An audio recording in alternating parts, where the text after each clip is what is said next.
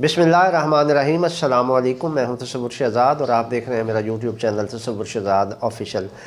नाज़रीन, आज इमरान खान की लाहौर हाई कोर्ट में पेशी थी, उस पेशी का अहवाल आपके साथ शेयर करेंगे। और रूस यूक्रेन जंग में चीनी सदर रूस पहुंचे हुए हैं और मास्को में उनकी क्या बातचीत हुई, इसके हवाले से भी आपको आगाह करेंगे। इंतहाई अहम दौरा है, पूरी दुनिया की नज़रें इस दौरे पर लगी हुई हैं और इस दौरे के बाद जंग की नौइयत क्या बनती है, इसके हवाले से आपको अपना तज्ज़िया और कुछ रिपोर्ट्स आपकी खिदमत में पेश करेंगे। अगर आपने हमारा चैनल सब्सक्राइब नहीं किया तो सब्सक्राइब कर लीजिए, बेल आइकन का बटन दबा दीजिए और कमेंट सेक्शन में अपनी राय देने से गुरेज ना कीजिएगा। नाज़रीन, सबसे पहले आते हैं कि रूस यूक्रेन जंग जो है वो अभी तक जारी है और इस जंग में दोनों तरफ से अच्छा खासा नुकसान हो रहा है। इसमें बज़ाहिर जो है वो देखा जाए तो यूक्रेन ज़्यादा खसारे में नज़र आ रहा है, जबकि रूस का पलड़ा इस जंग में पहले दिन से भारी है। रूस जो है वो एक तरीक़ेकार और हिकमत अमली के तहत हमले कर रहा है, जबकि यूक्रेन की जानिब से अंधाधुंध बमबारी, फायरिंग और मिज़ाइलिंग की जा रही है। तो इस तरीक़ेकार के मुताबिक जो जंगी हिकमत अमली होती है, अगर उसका जायज़ा लिया जाए तो कहा जा सकता है कि रूस जो है वो इस वक्त जो है वो फ़तह के करीब है। और दूसरी जानिब अमेरिका की सपोर्ट होने के बावजूद यूक्रेनी अवाम का हौसला भी टूट चुका है और यूक्रेनी सदर भी इस हवाले से काफ़ी फ़िक्रमंद दिखाई दे रहे हैं। नाज़रीन, चीनी सदर ने 3 रोज़ा दौरे पर वो मास्को में हैं और उन्होंने आज दूसरा दिन था उनके दौरे का। उन्होंने मास्को में व्लादिमीर पुतिन से मुलाकात की है और इस मुलाकात में एक मुआहदा तय पाया है। नाज़रीन, मुआहदा ये है कि रूस और चीन आपस में एक दूसरे का दिफा करेंगे। नाज़रीन, हमारे ज़राए ने ये बताया है कि इस मुआहदे में ये तय पाया है कि रूस पर अगर हमला होता है तो चीन रूस के शाना बिशाना खड़े होकर उस दिफा का उसका मुकाबला करेगा, उस हमले का। और अगर चीन पर कोई कुव्वत, कोई मुल्क, कोई हमसाया या कोई भी ताकत हमला करती है तो उसके जवाब में रूस चीन के शाना बिशाना खड़ा होगा। नाज़रीन, इस हवाले से जो है वो दोनों सदूर के दरमियान मुआहदा तय पा गया है और ये भी हो सकता है कि इसको डिस्क्लोज़ ना किया जाए, मीडिया में ये मुआहदा सामने ना आए और इसकी जुज़ियात और इसके बाकी जो मुआहदे के पॉइंट्स हैं उनको आगाह ना किया जाए, क्योंकि वहाँ पे ये भी बात हुई है कि इस मुआहदे को फ़िलहाल खुफिया रखा जाएगा। तो ये मुआहदा होने के बाद मज़ीद भी कुछ मुआहदे होने की तवक्को है और इसमें बहुत सारे असले के लेन देन के मुआहदे भी शामिल हैं और ये चीज़ें जारी रहेंगी। कल भी जो है वो चीनी सदर मास्को में ही रहेंगे और वहाँ पर वो मुख्तलिफ़ हुकाम के साथ उनकी मुलाकातें शेड्यूल हैं और इन मुलाकातों में यही चीज़ होगी कि रूस और चीन जो है वो एक दूसरे के साथ कैसे तामुन कर सकते हैं और फिर आगे ये कैसे बढ़ सकते हैं। इनकी दोस्ती की बुनियादी वजह अमेरिका दुश्मनी भी है।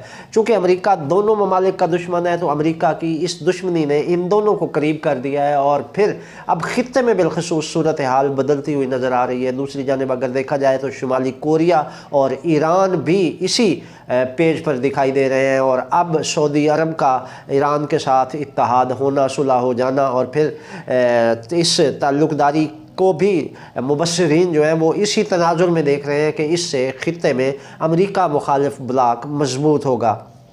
नाज़रीन, रूस के जो ईरानी सदर हैं उनको सऊदी अरब के शाह मोहम्मद बिन सलमान के वालिद जो हैं शाह सलमान, उन्होंने सऊदी अरब की दावत दी है जो डॉक्टर रईसी ने कबूल कर रही है। और इस पर नाज़रीन ईरानी सदर जो हैं वो बहुत जल्द रियाज़ का दौरा करने वाले हैं और इस दौरे में मज़ीद कुछ मामलात होंगे जिनको तय किया जाएगा और फिर ये सफारती और तिजारती ताल्लुकात बहाल हो जाएंगे। नाज़रीन, इसमें कुछ दिफाई मामलात का भी ज़राए ने बताया है कि दिफाई मामलात भी इस एजेंडे में शामिल होंगे और उसमें ईरान सऊदी अरब का दिफा करने के लिए तैयार है। तो ये वो बुनियादी चीज़ें हैं जो खित्ते में तेज़ी से बदलती हुई सूरत हाल की अक्कासी कर रही हैं। और अब आलमी अदालत इंसाफ ने पुतिन के ख़िलाफ़ वारंट जारी कर दिए हैं और कहा जा रहा है कि इस जंगी जराइम का मुजरिम है, इन्होंने यूक्रेन पर हमला किया کیا ہے جس کی بنیاد پر پیوٹن کے خلاف یہ وارنٹ جاری کیے گئے ہیں۔ اس کے جواب میں روس نے بڑی خطرناک قسم کی دھمکی دی ہے۔ انہوں نے کہا کہ یہ امریکہ کے ایما پر عالمی عدالت انصاف نے وارنٹ جاری کیے ہیں، ہم ان وارنٹس کو تسلیم نہیں کرتے۔ انہوں نے یہ بھی کہا ہے کہ جب امریکہ مختلف ملکوں میں جارحیت کر رہا تھا اس وقت عالمی عدالت کہاں سوئی ہوئی تھی؟ جب امریکہ نے ہیروشیما اور ناگاساکی پر بم برسا دیے تھے، ایٹم بم برسائے تھے، تب عالمی عدالت کیوں سوئی ہوئی تھی؟ اور روس نے یہ کہا کہ ہم اگر ایسی کوئی اقدام کیا تو جو ملک عالمی عدالت انصاف کے ان وارنٹس پر عمل درآمد کروانے کی کوشش کرے گا اس ملک کو بھی اڑا دیں گے اور عالمی عدالت انصاف کو بھی اڑا دیں گے۔ تو یہ ناظرین روس کی جانب سے ایک بڑی دھمکی دی گئی ہے اور کہا گیا ہے کہ وہ عالمی عدالت انصاف کی جو غیر جانبداری ہے وہ اس کو مشکوک سمجھتے ہیں۔ عالمی عدالت انصاف امریکہ کے لیے کام کر رہی ہے، اس کو عالمی سطح پر کسی ملک کے معاملات میں مداخلت کا کوئی حق نہیں ہے۔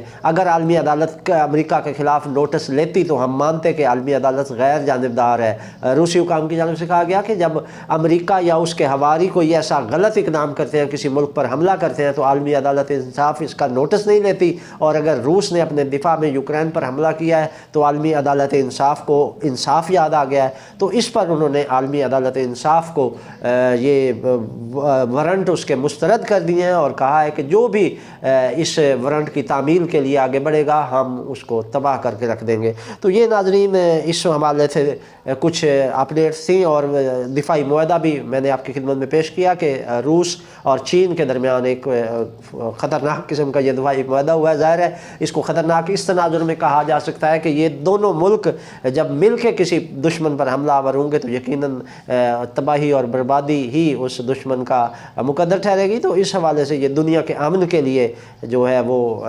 امریکی حکام کہتے ہیں کہ یہ خطرہ ہے۔